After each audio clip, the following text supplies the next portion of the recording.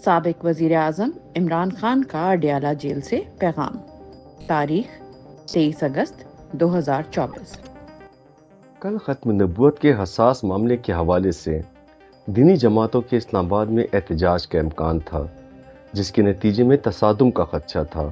اسی لیے اسلام آباد میں اپنا جلسہ ملتوی کیا۔ اگر گزشتہ روز جلسہ کرتے تو سازشوں کی جانب سے ایک اور 9 مئی ہونے کا خدشہ تھا، جبکہ یہ سامنے ہے کہ ابھی تک پہلے والے 9 مئی کی جوڈیشل انکوائری بھی نہیں کروائی گئی۔ ساری پارٹی بالخصوص ورکرز کو جلسہ ملتوی ہونے کا رنج اور غصہ ہے۔ میں بھی سمجھتا ہوں کہ یہ جلسہ ہونا چاہیے تھا، لیکن معاملے کی نزاکت کو مد نظر رکھتے ہوئے صرف انتشار سے بچنے کے لیے جلسہ ملتوی کرنے کا اعلان کیا۔ تحریک انصاف ملک کی واحد جماعت ہے جسے اسلام آباد میں جلسے کی اجازت نہیں مل رہی۔ میں نے اسلام آباد کا جلسہ آخری مرتبہ ملتوی کیا ہے۔ 8 ستمبر کو کسی قسم کی رکاوٹ برداشت نہیں کریں گے۔ اب جو مرضی ہو جائے، ہر ضلع میں جلسہ کریں گے۔ نواز شریف کا بیک پیک لندن کے لیے تیار ہے، صرف ضروری سامان اٹھانا ہے۔ میں نے کسی فارم 47 کی حکومت سے کوئی بات چیت کی نہ کروں گا۔ جب بھی ان کو خدشہ ہوتا ہے کہ پی ٹی آئی کی اسٹیبلشمنٹ سے کوئی بات ہوئی ہے، ان کو فوری طور پر 9 مئی کا فالس فلیگ آپریشن یاد آ جاتا ہے۔ یہ سب چیف جسٹس فائز عیسیٰ کی ایکسٹینشن کے لیے ہو رہا ہے۔ اس وقت ان کی 2 گیمز جاری ہیں۔ اگر یہ فائز عیسیٰ کو ایکسٹینشن نہ دے سکے تو پھر سینیورٹی پر اثر انداز ہو کر اندر سے اپنا بندہ لائیں گے۔ یہ دونوں صورتیں ناقابل قبول ہیں۔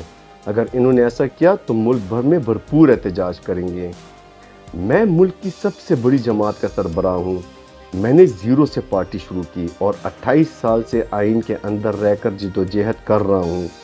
الحمدللہ عوام میں اس قدر مقبولیت ہے کہ مجھے کسی بیساکھی کی ضرورت نہیں۔ میری پارٹی کو 8 فروری کو 180 سے زیادہ سیٹیں ملیں۔ فیض حمید کا ٹرائل ملٹری کے کسی اندرونی معاملے کی وجہ سے ہے تو اپنے ملٹری قوانین کے تحت جو چاہیں کریں، مگر 9 مئی کو فیض حمید سے مل کر سازش کا الزام مذاق خیز ہے۔ اور اس سے بھی مذاق خیز یہ امر ہے کہ یہ ٹرائل بھی اوپن نہیں کیا جا رہا۔ اگر 9 مئی میں فیض ملوث تھا تو اس کا اوپن ٹرائل ہو، کیونکہ نہ یہ ملٹری کا اندرونی معاملہ ہے، نہ ہی خفیہ انٹرنیشنل معاملہ ہے۔ 9 مئی کا الزام ہم پر لگا ہوا اور ہم یہ چاہ رہے ہیں کہ اس کا اوپن ٹرائل ہو، اور اس پر میری پٹیشن بھی سپریم کورٹ میں زیر التوا ہے، جیسے فائز عیسیٰ دبا کر بیٹھا ہوا ہے۔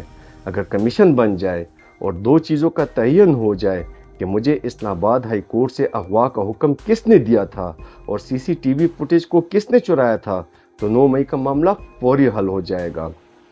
اگر حمود الرحمان رپورٹ پر عمل ہو جاتا تو ملک میں 3 مارشل لا نہ لگتے اور نہ ہی آج غیر اعلانیہ جزوی مارشل لا نافذ ہوتا، بلکہ آج ملک میں جمہوریت ہوتی۔ رجیم چینج کے بعد ہماری پارٹی کے لوگوں کو پیغام دیا گیا کہ ہم عمران خان اور پی ٹی آئی کا نام و نشان مٹا دیں گے۔ اسی لیے چند لوگ ان کے ساتھ چلے گئے اور تحریک انصاف کے خلاف پریس کانفرنس کی۔ میں لا الہ الا اللہ کا ماننے والا ہوں۔